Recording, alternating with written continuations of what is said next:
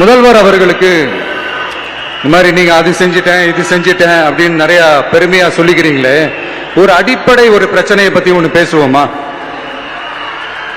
கொஞ்ச நாளைக்கு முன்னாடி ஐநா சபை ஒரு ரிப்போர்ட் ஒன்று வெளியிட்டு இருந்தாங்க. அது கூட தினத்தந்தி நியூஸ்ல கூட வந்துச்சு. உடனே கூகுள் பண்ணி எதுவும் தேடாதீங்க, உங்க ஏஜென்சி வச்சு எதுவும் சர்வே கிருவே எடுக்காதீங்க. எதுக்கு உங்களுக்கு சிரமம்? நானே என்னன்னு சொல்றேன். தண்ணீர் திவால் அப்படின்ற அந்த தலைப்புல தண்ணியே இல்லாம திவால் ஆக போகுது அப்படின்ற அந்த கட்டுரை படிக்கும் போது உண்மையிலேயே மனசுக்கு ரொம்ப பகீர்னு இருந்தது. இந்தியாவிலேயே அது முக்கியமா நம்ம தமிழ்நாட்டில் இன்னும் கொஞ்ச காலத்திலேயே தண்ணியே இல்லாம திவாலாக போகுதான். அதுக்கு காரணம் நிலத்தடி நீரை பாதுகாக்காம விட்டதுதான் காரணமா. மண்ணையும் மணலையும் கொள்ளையடிச்சா பின்ன வேற என்ன நடக்கும்? மலைகளை முழுகினா பின்ன வேற என்ன நடக்கும்? கனிம வளங்களை கொள்ளையடிச்சா பின்ன வேற என்ன நடக்கும்? இந்த மணல் கொள்ளையில ஈடுபட்டவங்களை மேல நீங்க சரியா நடவடிக்கை எடுக்கலன்னு அது போதுமானதாக இல்லை அப்படின்ட்டு சென்னை உயர்நீதிமன்றம் சொன்னிச்சே, மறந்துட்டீங்களா? இந்த மணல் கொள்ளை, கனிம வள கொள்ளை, இதுக்கெல்லாம் காரணம் மணல் மாஃபியா குரூப் தான் மதுரை உயர்நீதிமன்றம் அந்த கிளை சொன்னிச்சு. அதை மறந்துட்டீங்களா? இந்த மணல் மாஃபியா குரூப் ஆதரவு அளிக்கிறது யாரு? உங்க திமுக கவர்மெண்ட் தானே. அது இல்லைன்னு சொல்ல முடியுமா? அவங்களோட டீலிங்ல இருக்கிறது யாரு? நீங்க தானே. அது இல்லைன்னு சொல்ல முடியுமா? தண்ணி திவாலாக போகுது, மணல் திவாலாக போகுது, கனிம வளம் திவாலாக போகுது. மொத்தத்துல உங்க ஆட்சியில தமிழ்நாடு திவாலாக போகுது. கடன் மேல கடன் வாங்கிட்டு உங்க கவர்மெண்டே குப்புராட்சி படுத்துக்குச்சு. உங்ககிட்ட பேசுறதும் ஒண்ணுதான். சரி, அதை விடுங்க.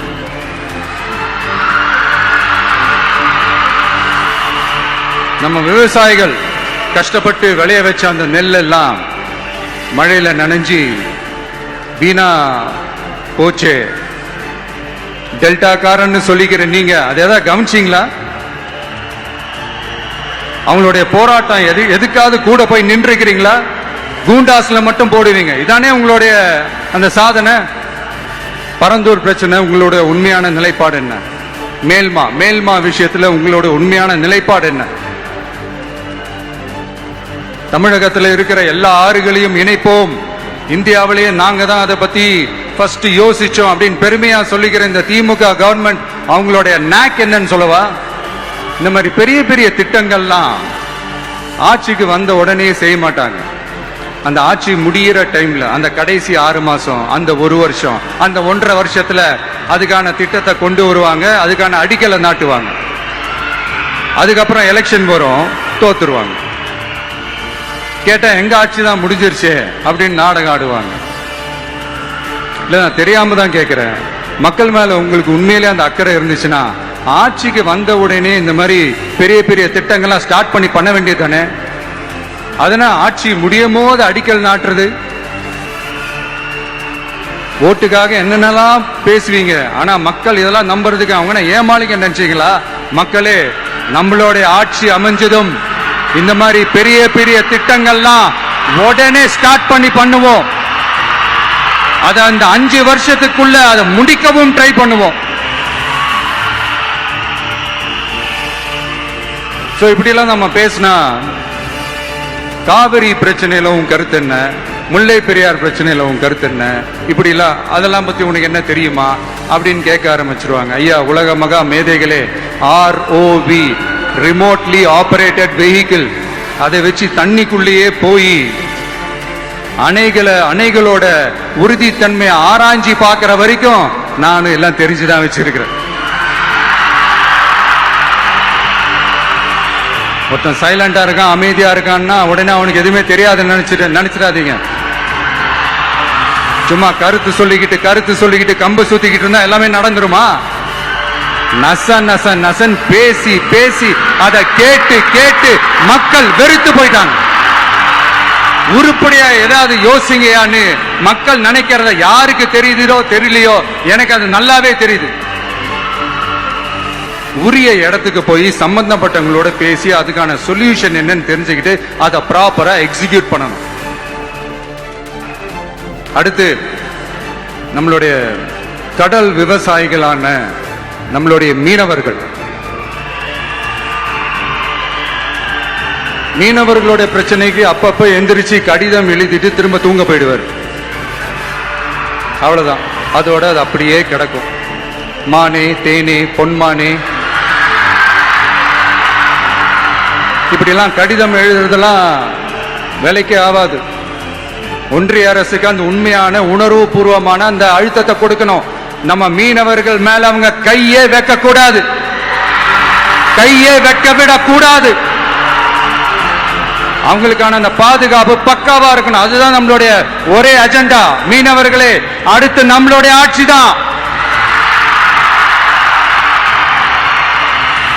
கவலைப்படாதீங்க, தைரியமா இருங்க. உங்களுக்கான பாதுகாப்பு பக்காவா இருக்கும். இப்படி இருக்கும்போது அடுத்ததும் நாங்க தான் அப்படின்னு சிஎம் சார் சொல்லுவாங்க. அதெல்லாம் நடக்கவே நடக்காது. 2வது முறை வந்ததெல்லாம் சரித்திரமே கிடையாது. இந்த சைனால கிரேட் வால் ஆஃப் சைனா கேள்விப்பட்டிருப்பீங்க. அதோடைய நீளத்தை விட பெரிய டாஸ்க் இது. ஆனானப்பட்ட அவங்க அப்பாவாலே முடியல.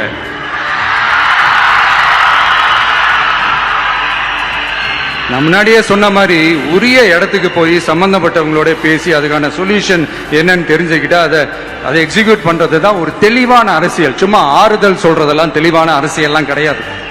அதெல்லாம் ஒரு ஹம்பக் அரசியல். அரசியலுக்கு வந்துட்டா கலெக்ஷன் பார்க்கலாம் அப்படின்றதெல்லாம் அரசியல் கிடையாது. உண்மையிலே மக்களுக்கான அந்த உழைப்பு இருக்கணும். அதனாலதான் நாம் அரசியலுக்கு வந்திருக்கிறோம். இது எதிரிங்களுக்கு நல்லாவே தெரியும். அதனாலதான் நம்மளை சுத்தி அத்தனை சதிகள். அதுல முக்கியமான சதி என்ன தெரியுமா? இத பாரு, ஒண்ணு நீ இல்லனா நான் இல்லனா நீ இல்லனா நான். நமக்குள்ள வேற எவனும் நடுவில் வந்துடக்கூடாது. நாம 2 பேரால மட்டும்தான் மக்களை ஈஸியா ஏமாத்த முடியும். இந்த விஜய் வந்ததுனால நமக்கு பொழப்பே போச்சு. மக்கள் வேற அவனை தான் நம்புறாங்க. நாம வெளியே அடிச்சுக்கிற மாதிரி அடிச்சுக்கிட்டாலும் உள்ள நம்மளுடைய டீலிங் பக்காவா இருக்கணும். மக்களோட ஃபீலிங்ஸ் பத்திலாம் நமக்கு கவலை இல்லை. நமக்கு டீலிங் தான் முக்கியம். மாத்தி மாத்தி ஆட்சிக்கு வந்துடலாம்னு நினைச்சோம். ஆனா அது நடக்காது போல் இருக்கு. அதனால நீ என்ன பண்ற? எஸ்ஓபி போட்டு ஒரு பக்கம் அவனை தடுத்துரு, இன்னொரு பக்கம் அவன் மேல பழி போட்டு நானும் தடுத்துறேன். என்ன ஓகேவா? டீலிங் ஓகேவா? ஓவர்.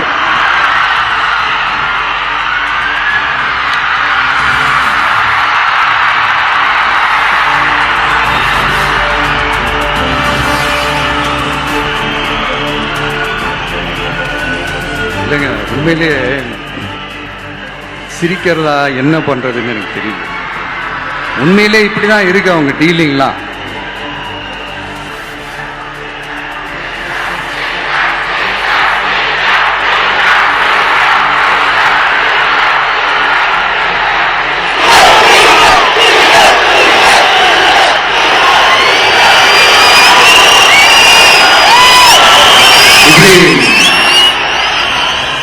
பழி மேல பழி போட்டு கரூர்ல ஆரம்பிச்சு நம்ம ஜனநாயகன் படம் ரிலீஸ் வரைக்கும்.